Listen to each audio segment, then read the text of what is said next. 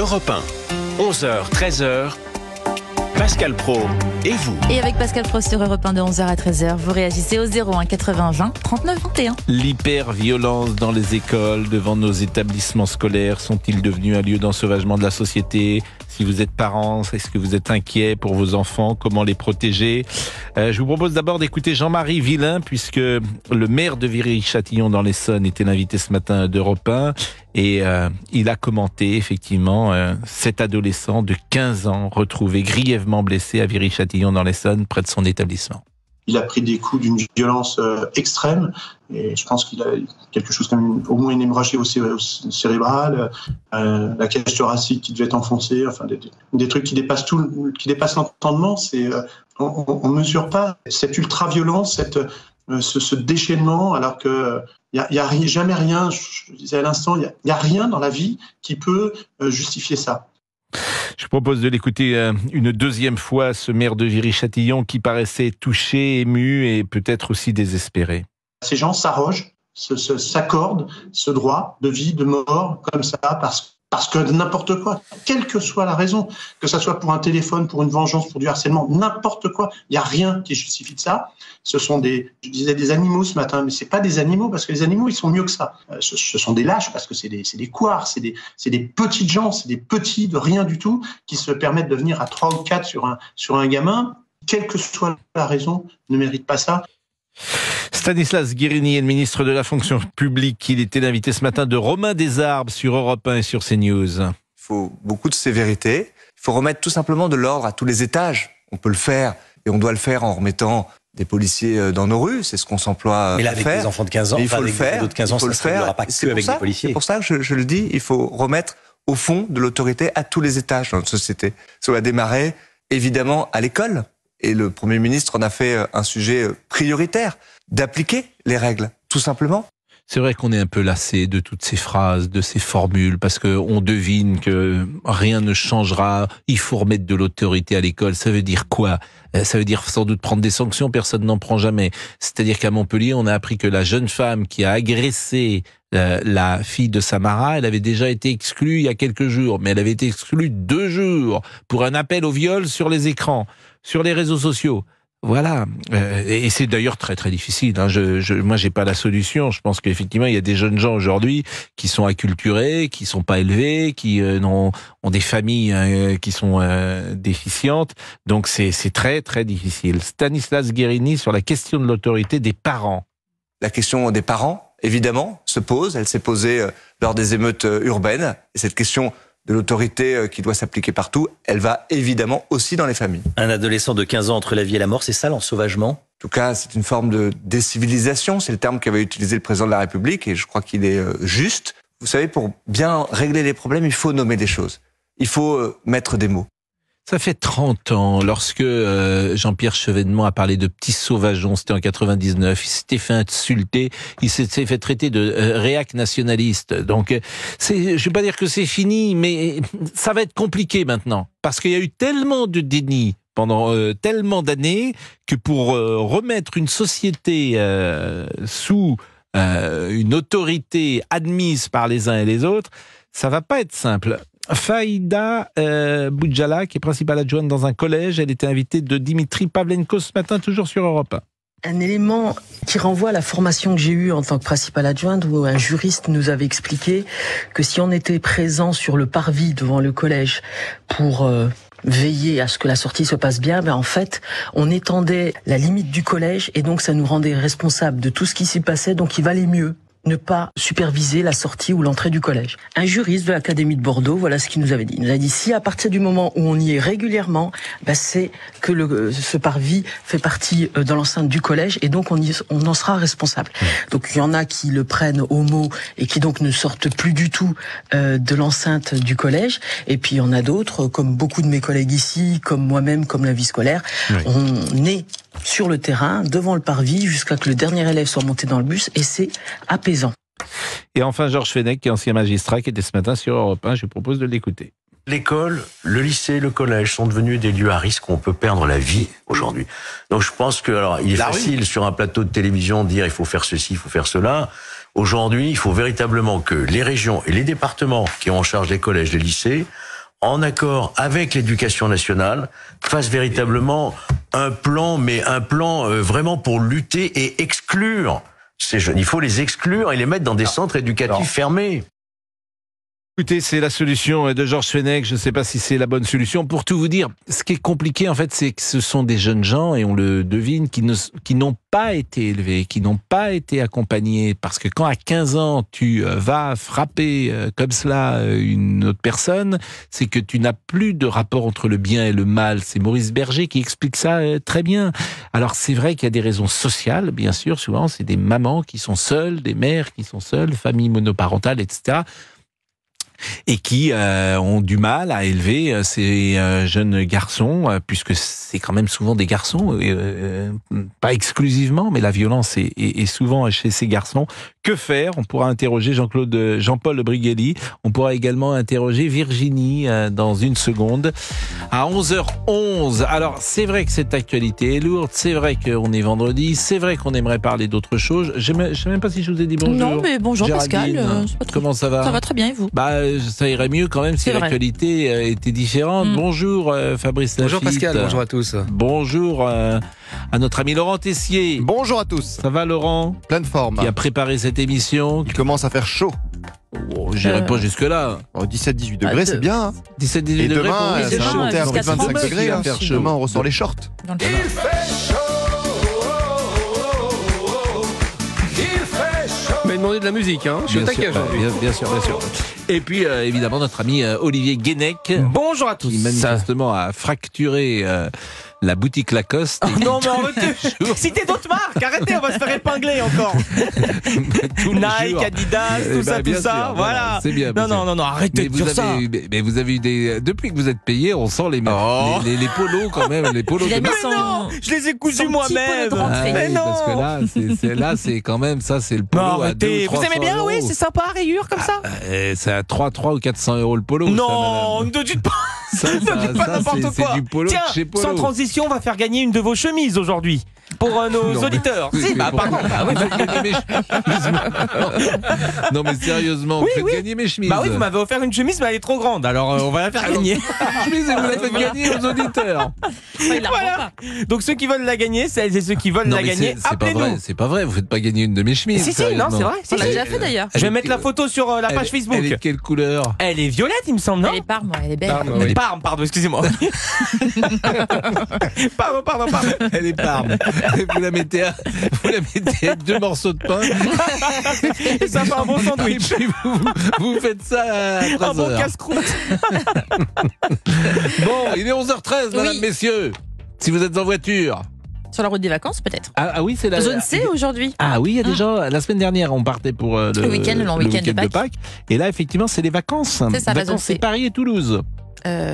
Paris, oui, les Creil, Montpellier, Paris, Orléans, Toulouse et Versailles. Okay, écoutez, alors vraiment bonnes vacances. C'est 15 jours, hein. C'est ça. 15 jours, c'est ça, oui. Il est 11h14.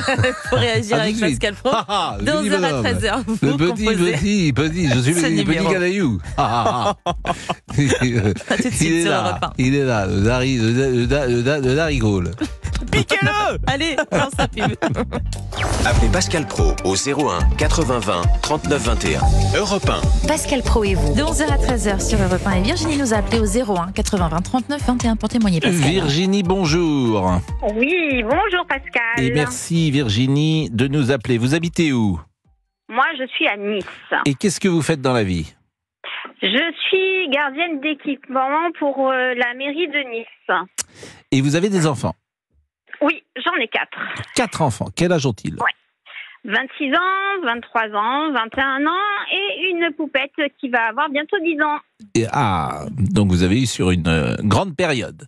Une grande période, ouais. Des garçons et donc une fille, manifestement. Donc, 3 garçons et une fille, dont un qui est dans la marine nationale. Donc voilà, petit clin d'œil à la marine. Formidable, la marine nationale. Et vous avez malheureusement une fille qui a été harcelée? Oui, ma fille, donc ma petite dernière, a été harcelée l'année dernière par un garçon de sa classe. Donc ça a commencé, il faisait semblant de lui donner des coups, mais sans plus parce que ma fille fait du self-défense, elle fait du Krav Maga. Donc il n'a pas osé la frapper. Mais par contre, c'était toujours des petits mots, des petites phrases, des choses blessantes. Et ça a duré pratiquement la moitié de l'année scolaire. Et vous êtes intervenu, j'imagine? Oui. Oh oui. Donc, première chose, j'ai fait... donc, je suis allée à l'école. J'ai fait un mot à la maîtresse pour dire que ma fille n'irait pas à l'école parce qu'il y avait un problème. C'est simple, j'ai réveillé ma fille le matin. C'était, je peux la comparer à une bête qu'on égorge. Voilà, tellement elle hurlait. Donc à partir de là, j'ai dit tu restes à la maison tranquille. J'ai écrit un mot. J'ai été convoquée à l'école à 11h30. J'y suis allée. On m'a fait la morale, comme quoi il fallait pas que je retire ma fille comme ça de l'école, que j'avais pas le droit. Bon, donc j'ai dit que je me gardais le droit de déposer plainte, chose que j'ai faite dans la foulée, parce que ça m'a clairement gonflé. Donc je suis allée déposer plainte contre le garçon de 9 ans, par principe. Plus par principe, parce que je sais qu'à 9 ans, on peut pas faire grand chose, on va dire. Je savais qu'il pourrait pas être entendu. Donc, j'ai prévenu aussi l'inspection d'académie, le rectorat, l'adjoint à l'éducation. J'ai prévenu le ministère de l'Éducation. Et je suis montée même jusqu'à Monsieur Macron. Ah oui. Voilà. C'est-à-dire que vous avez envoyé sans doute un courrier à l'Élysée à Emmanuel Macron. Bon, et dans ces cas-là, il vous a répondu? Non, j'attends toujours. Oui, parce que généralement, il y a toujours une réponse. Mais comment elle va votre fille aujourd'hui? Alors aujourd'hui, ça va mieux. Elle a toujours des angoisses, par contre. J'imagine. Et à votre avis, pourquoi elle était harcelée? Alors, pourquoi elle était harcelée? Tout simplement, c'est une petite blanche, déjà, on va commencer par là, qui s'habille en short, en débardeur en été. Ah, donc elle était harcelée pour des raisons de vêtements ou... Voilà, ça a été on va dire que ça a été la goutte d'eau. Pour des raisons... Alors, c'est pour ça que c'est difficile, ces discussions, parce qu'aujourd'hui, tout le monde va un peu sur des œufs, sur des discussions comme ça. Donc, vous dites vous-même, ma fille a été agressée parce qu'elle était blanche. C'est-à-dire, ça sous-entend que la personne qui l'a agressée n'était peut-être pas blanche. C'est ça que vous me dites? Exactement. Bon, alors, moi, je peux pas vérifier ce que vous dites. Voilà, je peux pas vérifier ce que vous dites. Donc, je suis effectivement dans le rôle du modérateur. Cette émission est faite pour écouter les témoignages des uns et des autres. Mais elle est dans un établissement confessionnel, votre fille, ou elle est dans le public? Elle est dans le public. Elle est dans le public. Bon. Et vous avez senti dans ce harcèlement quelque chose de l'ordre du harcèlement, si j'ose dire, pour des raisons communautaires, religieuses, ethniques? Religieuse, parce que quand on dit à une petite fille, quand un gamin de 9 ans... Oui, parce qu'elle a quand même 9 ans, je le rappelle. Voilà, elle a 9 ans. Quand on a un gamin de 9 ans qui dit à une petite fille de 9 ans, en plein été, qui est habillée en short et en débardeur, donc une tenue tout à fait normale pour l'école, parce que je suis une maman assez, on va pas dire rigoriste, mais je fais attention à ce que porte ma fille, va te rhabiller, on dirait une pute, tu ressembles à une pute. Mais qui dit ça? C'est le gamin. Le gamin. C'était un garçon. C'était un garçon. Bon, la maîtresse, elle est intervenue dans ces cas-là? Alors, la maîtresse, moi, ma fille me l'a dit en revenant de l'école à 11h30. Donc, je lui ai dit, tu restes habillée comme tu es. J'en ai parlé à la maîtresse qui, elle, a fait la morale au garçon en lui disant qu'il n'avait absolument pas à dire ça. Et là-dessus, je tiens à remercier la maîtresse de Cheyenne de CE2 qui a été juste un amour et qui a très très bien compris la situation, qui ne nous a absolument pas jugés. Mais c'est pareil, eux, ils sont pieds et poings liés parce que dès qu'ils abordent certains sujets, ou qu'ils engueulent les enfants, ou que les enfants se font sanctionner, clairement, les parents viennent pour en découdre avec les instituts. J'ai pas été éduquée comme ça, j'ai pas éduqué mes enfants comme ça, et j'ai toujours dit à mes enfants, aux grands notamment, que la maîtresse à l'école me remplaçait. Et que s'ils avaient un problème, ils pouvaient en parler à la maîtresse comme ils m'en parlaient à moi. Mais aujourd'hui, je sens bien que les instituts n'ont plus le poids comme ils avaient avant. Dans le sens où ils peuvent plus rien dire et ils sont muselés. Ils sont clairement muselés. Bon, écoutez, merci de ce témoignage. Si j'ose dire, Jean-Paul Brigelli est avec nous, et Jean-Paul Brigelli, vous le connaissez, il est essayiste, il a été professeur de français, notamment à Marseille, dans un grand lycée marseillais. Bonjour Jean-Paul.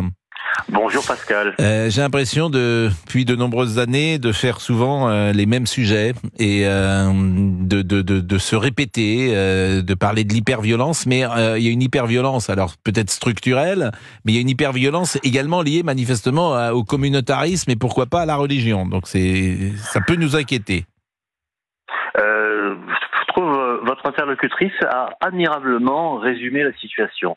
Quand on en est à traiter de pute une gosse de 9 ans quand même Pascal, imaginez aux filles à 9 ans, c'est qu'il y a quelque chose qui a un peu dérapé. Par ailleurs, vous avez l'impression de faire souvent la même émission, mais je vous rassure, vous êtes le seul à le faire. Mais c'est parce que vous êtes d'extrême droite, vous le savez bien. Si j'ai fait l'expérience hier, j'ai tapé Samara, Montpellier... et puis j'ai regardé quels étaient les médias qui en parlaient. C'est incroyable, par exemple, France Inter n'en parle pas. Excusez-moi, là je balance un petit peu. Il y a toutes sortes de médias, et alors dans les réseaux sociaux, c'est merveilleux, c'est « Ah oui, mais on ne peut pas en parler tant qu'on n'a pas d'informations sûres, et puis en parler, ce serait raciste, etc. » Bon, alors je vais juste faire un résumé des événements. En 2001, est sorti un livre qui s'appelait « Les territoires perdus de la République ». En 2004, l'inspecteur général Jean-Pierre Aubin a fait un rapport expliquant qu'il y avait une islamisation du collège. Ce rapport a été mis dans un tiroir par François Fillon, alors ministre de l'Éducation. J'ai contribué à l'éditer en 2006 avec une vingtaine d'amis. Cette même année 2006, j'ai sorti un livre qui s'appelait « Une école sous influence » pour dénoncer le débarquement, en quelque sorte, de principes religieux dans l'école. Qui a écouté? Voilà. Ça fait 20 ans. 20 ans. Je suis d'accord avec vous, mais là aussi, on redit ce qu'on a dit 12 millions de fois. Donc, c'est ça qui est... On redit ce qu'on a déjà dit. Le problème, simplement, c'est que entre-temps, la violence effective, là, il ne s'agit plus de violence verbale, la violence effective monte d'une façon absolument délirante. Alors, on marque une pause, Jean-Paul Brigelli, on revient tout de suite, il est 11h27, c'est un sujet, effectivement, qui est à la fois passionnant et sidérant, et qui fait réagir nos auditeurs. À tout de suite. Et vous réagissez en composant dès maintenant le numéro non surtaxé 01 80 20 39 21 11h13. C'est Pascal Pro et vous sur Europe 1. Pour réagir et donner votre avis sur Europe 1, rendez-vous sur la page Facebook de Pascal Pro et vous. Jean-Paul Brigelli est avec nous, et puis Virginie, vous restez avec nous parce que j'ai une question à vous poser, Virginie. Jean-Paul, certains me reprochent parfois d'être un peu défaitiste et de penser que... alors je le dis plus parce que je me suis fait un peu enguirlander la semaine dernière en disant c'est fichu, j'y crois plus. Mais c'est vrai que je ne vois pas, devant tant de différences parfois sociales, communautaires, pourquoi pas religieuses, culturelles, et de ça, je vois un tel effondrement de l'école que je me dis, je ne vois même pas la solution, comment on va pouvoir s'en sortir. Alors, il y aura une sorte de France à 2 ou à 3 vitesses. Alors, les gosses favorisés ou les gosses de riches, ils iront dans des écoles privées, ils seront encore à un niveau peut-être acceptable, ils pourront faire encore des études convenables, et puis ils auront la profession qui va avec. Et puis d'un autre côté, il y aura une autre France, avec des élèves de plus en plus médiocres, qui auront été de moins en moins suivis, à qui on aura appris de moins en moins de choses, et un effondrement, ce qui était l'exact contraire de l'école de la République, où avant, je crois que Pompidou sortait d'un milieu extrêmement modeste, et tant d'autres qui arrivaient à s'élever justement par l'école, Jean-Paul Briguelli. Donc je suis très inquiet et très, très pessimiste. Et vous ?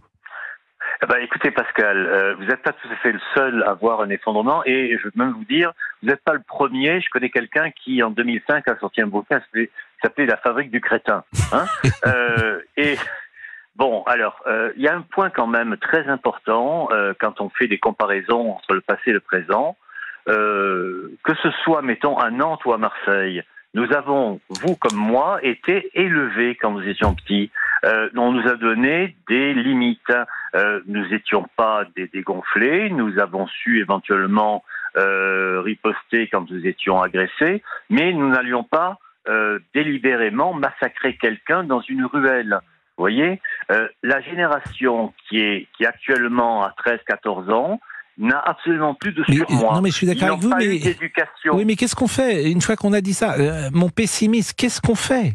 Qu'est-ce que nous faisons? Le problème, c'est que on va même pas avoir une petite frange favorisée qui continuera à faire vivre le pays. Le pays entier est en train de s'effondrer. Nous sommes à 2 doigts d'une guerre civile sanglante. On va avoir des Saint-Barthélemy à droite et à gauche. Il faut reprendre les choses tout de suite, en couplant l'école, la sécurité intérieure. Alors pas avec une brigade de gens de Madame Belloubet qui iront d'un établissement à l'autre en constatant qu'il y a des flaques de sang par terre. Il va falloir très sérieusement instaurer une tolérance zéro, une vraie tolérance zéro. Parce je me permets simplement de modérer, parce que le modérateur que je suis, des Saint-Barthélemy, on va éviter, si vous me permettez, ce type de comparaison. Et à Saint-Barthélemy, c'est quelle année? C'est entre 1450 et 1472 1572. 1572, donc 1572 la Saint-Barthélemy. Donc on va éviter, évidemment. C'était une guerre de religion. Oui, j'entends bien, mais bon, on va éviter cette comparaison, mais qu'il y ait des affrontements. La guerre civile, voilà, on va essayer de ne pas aller dans ce type de scénario, bien évidemment, mais cette inquiétude, alors quand je disais que je suis inquiet, vous l'êtes beaucoup plus, puisque vous imaginez un affrontement. Donc, c'est la phrase de Gérard Collomb, d'ailleurs, côte à côte, face à face. Vous êtes sur cette ligne-là. Je rappelle qu'il a dit ça au moment où il a été déchargé de toute responsabilité au ministère de l'Intérieur. Bien sûr. Quand on est ministre, apparemment, comme disait l'autre, on ferme sa gueule. Et il faudrait, une fois pour toutes, qu'on détermine un bilan exact. Nous sommes à 2 doigts d'une guerre de civilisation interne entre notre civilisation et la volonté de détruire cette civilisation.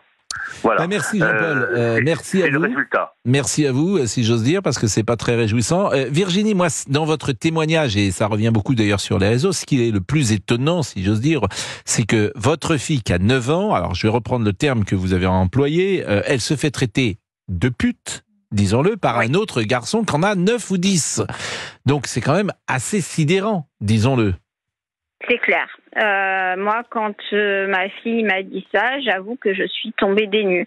Je ne pensais pas qu'à 9 ans, on puisse dire de telle ignominie, de telle grossièreté, avoir un tel jugement sur l'autre. Mais je pense surtout que les enfants qui ont 9, 10 ans répètent beaucoup aussi ce qu'ils entendent à la maison. Évidemment. Et du coup, je me dis que, parce que le problème qu'il y a, on va pas se voiler la face, c'est que c'est ma génération. Les parents ont une 40aine d'années. Donc, c'est tout à fait... et ça me fait peur parce que je me dis, il faudrait rééduquer les parents. Merci beaucoup, Virginie.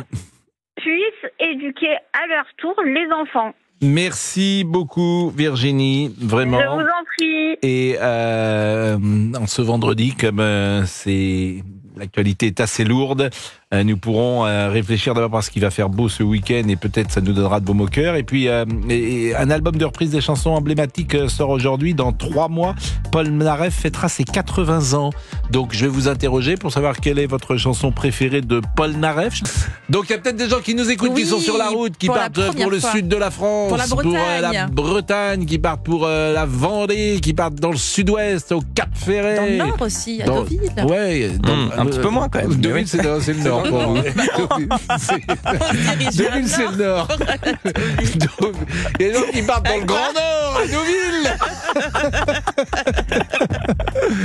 Il y en a peut-être qui nous écoutent. Et on les salue. Et puis il y en a peut-être qui partent à l'est, à Marseille, près de Metz. Tout ça, c'est pareil. Tout ça, c'est la France, madame. Vous imitez très bien Géraldine, en tout cas. Et on salue Colette qui est en train de rentrer de chez elle et qui va préparer un petit repas. Ça marche, la maman. Renaud, ça marche. Oui. Une petite marche. Un bon gros bœuf bourguignon, là. Je sais pas, je vais lui demander. Ça va la retaper. Ça va la retaper. Avant, le hachis parmentier et puis un plat de côte tout de suite derrière. Et puis après, je prendrai un petit fromage avec une tarte aux fraises. Et puis vous me mettrez un trou normand. Laissez un moment tranquille. Vous nous direz surtout ce qu'elle prépare. Je vais lui demander là, je vais lui envoyer un texto. 11h45. Vous écoutez Pascal Pro, c'est sympa notre émission, il y a plein d'infos. Restez avec nous parce que si vous voulez savoir leur pas de Colette, restez avec nous. Oui, c'est la maman, Colette est la maman de Géraldine. À tout de suite. À tout de suite. Appelez Pascal Pro au 01 80 20 39 21. Europe 1. Pascal Pro et vous. De 11h à 13h sur Europe 1 et avec Nathalie qui nous appelait au 01 80 20 39 21. Pascal. Et nous sommes donc avec Nathalie. Bonjour Nathalie qui est professeure. Vous nous aviez appelé déjà il y a quelques temps. Bonjour Pascal. Vous êtes dans le primaire en Seine-Saint-Denis et vous nous aviez appelé. Tout à fait. Bon, je me souviens, on avait eu cette conversation avec des élèves qui ne vont pas forcément à la piscine, par exemple, le week-end, le vendredi. Vous avez bonne mémoire. Tout va bien. Bah oui, parfois. Mais vous voyez, c'est intéressant ce que vous dites parce que il y a des témoignages évidemment que j'oublie, et puis il y en a d'autres que je n'oublie pas parce que cette information m'avait marqué, bien évidemment. Non, mais malheureusement, oui. Moi, je suis inquiet. Alors, je peux pas dire autre chose. Je suis très inquiet. Pourquoi je suis inquiet? Parce que je ne vois pas forcément de solution. Exactement. Et c'est un constat alarmant. Hein. Ben oui, mais ça, c'est pas possible parce qu'il faut, évidemment, il faut en trouver. Il faut en trouver des solutions. Oui, mais les têtes pensantes ne sont pas sur le terrain. C'est bien là le problème. Parce que c'est facile de dire... Alors vous, par exemple, qu'est-ce que vous aimeriez? Comment vous imaginez? On vous donne demain, une baguette magique. Et on vous dit demain, voilà, pour résoudre ces problèmes de communauté, parfois ethniques, parfois religieux, qui sont présents dans la solution... À la règle. Il faut revenir à la règle. Il y a une règle. En début d'année, on parle, mes premières heures de cours d'éducation civique, et encore, on en fait toute la journée, des règles de politesse, les règles sur le sexisme, on est en plein dedans. Là, en ce moment, j'ai évalué mes élèves ce matin. Les règles de laïcité, les règles de vivre ensemble, les règles de politesse. C'est des règles de vie. Les enfants n'ont plus de règles. Donc, quand ils voient leurs parents ne plus avoir de règles dans la rue, à la maison, forcément, que voulez-vous qu'ils reportent à l'école? L'école, c'est un microcosme. C'est la réalité de la ville, de la vie. Donc, forcément, si vous entendez un garçon dire « Toi, de toute façon, je te respecte pas parce que t'es une fille », le problème est, voilà, on a compris pourquoi il y a plus de règles. Si il le pousse parce que l'autre l'a mal regardé, oui, mais c'est normal, il m'a mal regardé. Alors je me suis défendue. Mais tu t'es défendue de quoi?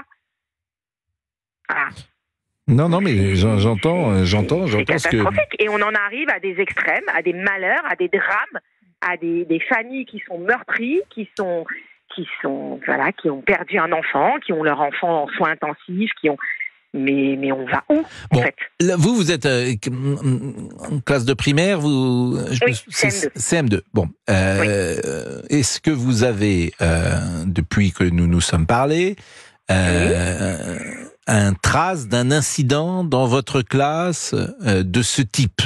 Ou est-ce que tout se passe bien depuis de nombreuses semaines? Non, mais tout se passe pas bien. Faut arrêter. Alors, dites-moi précisément. Dites-moi précisément, parce que c'est les exemples. Vous parlez de violence physique? Je parle de quelque chose qui montrerait, ou de la part des parents qui interviennent auprès de vous, dans la classe, qui montrerait que cette capacité à vivre ensemble est attaquée. Alors, je vais vous donner un exemple. Hier, pas plus tard qu'hier. Un enfant a une montre connectée, d'accord? On est à l'heure de table, à l'heure de cantine. Il appelle sa maman. Il lui envoie un message à sa maman via la montre connectée. Il va dans les toilettes et il lui dit un tel, l'animateur, m'a mal parlé. La maman appelle la directrice du centre en lui disant non. La directrice du centre appelle la maman et elle lui dit voilà, il s'est passé un incident avec votre fils, etc. Oui, je suis au courant. Elle lui dit mais comment vous êtes au courant? Mon fils me l'a dit. Mais comment ça, votre fils vous l'a dit? Et il lui a dit l'animateur m'a puni.